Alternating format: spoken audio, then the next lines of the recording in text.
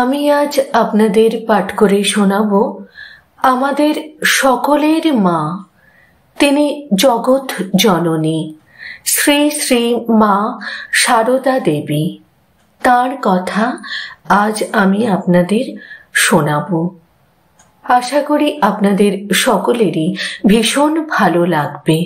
তাহলে শুরু করি আজকে তাকে নিয়ে। শ্রী শ্রী মা সারদা দেবী ত্যাগের মহিমায় যেমন উজ্জ্বল, তেমনি স্মরণীয় ও বরণীয় হয়ে আছেন সারা পৃথিবীতে। সাধারণ অর্থে মাতৃত্বের অধিকার থেকে বঞ্চিত হলেও মা হয়ে বেঁচে আছেন এবং থাকবেন লক্ষ কোটি মানুষের অন্তরে। তিনি মা, এ পৃথিবীতে একজন সম্পূর্ণ ব্যতিক্রম ধর্মী মা। তিনি ধনীর মা, গরিবের মা, সতের মা, অসতের মা, উঁচু জাতের মা, নিচু জাতের মা। তিনি সাধুরও মা, আবার ডাকাতেরও মা। 19 শতকের শেষ দিকে ছোট জাত বলে সমাজের এক বিরাট অংশকে দূরে সরিয়ে রাখা হতো।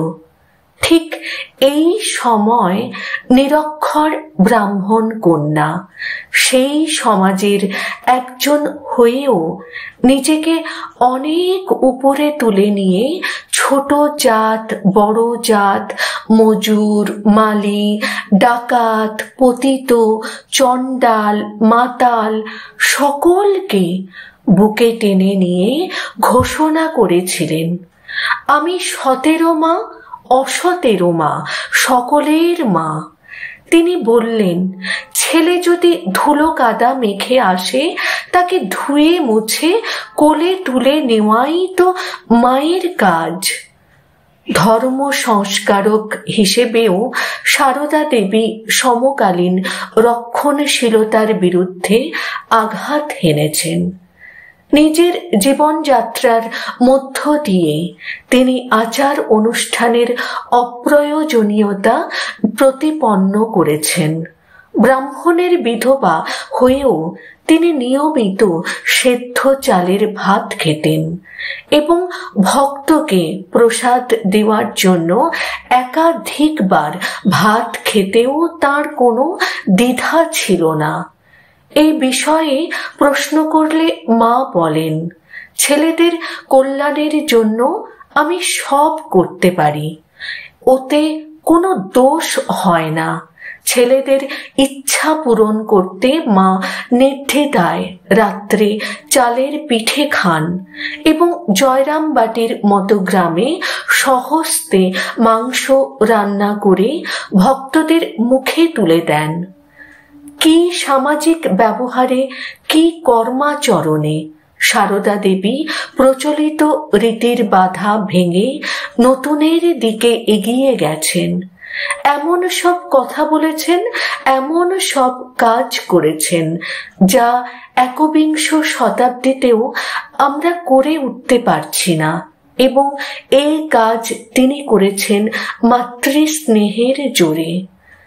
আজ যখন সারা পৃথিবীতে ধর্মের নামে হিংসায় উন্মত্ত, তখন সারদা দেবীর আদর্শে উদ্ধত হয়ে আজকের মায়েরা যদি ছেলেমেয়েদের শিক্ষা দিতে পারেন, তবেই নতুন যুগের, নতুন পৃথিবীর স্বপ্ন দেখা সফল হতে পারে। আজ সমাজে আমরা ত্যাগ স্বীকার করতে চাই না। নিজের ঢোল নিজেই পিটিয়ে জোর করে মানুষের প্রশংসা আদায় করতে চাই। ফলে প্রশংসা প্রহসনে পরিণত হয়। কিন্তু সারদা দেবী কোনো দিন প্রশংসা কুড়োতে চাননি, আর সে কারণেই তিনি যুগ যুগ ধরে স্মরণীয় ও বরণীয় হয়ে থাকবেন। সারদা দেবী শুধু মুখেই বলতেন না যে তিনি শরতেরও মা এবং আমজাদেরও মা। তিনি এটা অন্তর দিয়ে বিশ্বাস করতেন। আজ আমাদের অনেকেই এ ধরনের কথা বলি, কিন্তু আমাদের মনের কথা এবং কাজে মিল নেই। একটি প্রচলিত গল্প আছে, সেটা হলো এদেশে রোগী বেশি না ডাক্তার বেশি। গল্পের মাধ্যমে প্রমাণ করা হয়েছে এদেশে ডাক্তার বেশি। গল্পের সূত্র ধরে বলা যায় এদেশে দর্শক শ্রোতার চাইতে অভিনেতার সংখ্যা বেশি। আমরা বাইরে অসাম্প্রদায়িক বলে অভিনয় করি, কিন্তু অন্তরে সাম্প্রদায়িকতা পোষণ করি এবং সুযোগ পেলেই সাম্প্রদায়িকতার বীজ বপন করি।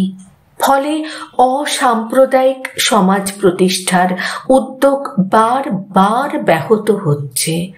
তাই সত্যিকার অর্থেই যদি সারা পৃথিবীতে এবং বিশেষ করে এই উপমহাদেশকে সাম্প্রদায়িকতার করাল গ্রাস থেকে মুক্ত করতে চাই, তাহলে শ্রীরামকৃষ্ণ, সারদা দেবী, স্বামী বিবেকানন্দের মতো অসাম্প্রদায়িক মহৎ ব্যক্তিদের জীবনাদর্শের প্রচার ও প্রসার একান্ত জরুরি।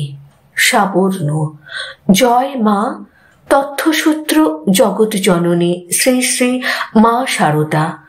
অসংখ্য ধন্যবাদ জানাই যিনি এই লেখনী সোশ্যাল মিডিয়ায় পোস্ট করেছেন। আমি সোশ্যাল মিডিয়া থেকে সংগ্রহ করেছি। তাকে আমার তরফ থেকে এবং আমার পরিবারের সকল সদস্যদের তরফ থেকে অসংখ্য ধন্যবাদ জানাই।